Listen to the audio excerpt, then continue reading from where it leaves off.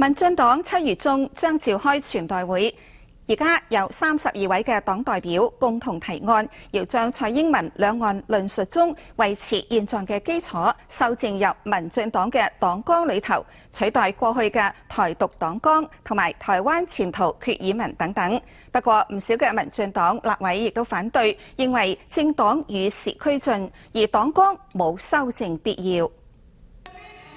民進黨7月17號將召開全代會，而家有32名黨代表共同提案，要授權中執會根據蔡英文嘅維持現狀論述，喺今年提出新黨綱，取代過去1991年台獨黨綱、1999年台灣前途決議文、2007年正常國家決議文。由於呢一份提案中外界解讀有棟獨嘅意味，前立委郭正亮澄清，提案並冇任何嘅主張，主要係提出問題，凝聚黨內共識，亦都因應兩岸變局，凸顯民進黨穩定兩岸嘅新使命。但係陸委對是否修改黨綱幾乎係全面倒不支持。蔡英文將主持上任之後首次召開嘅全代會，兩岸政策論述是否涉及黨綱修改，黨內獨派又反彈壓力點樣因應呢？都係將要面對嘅棘手問題。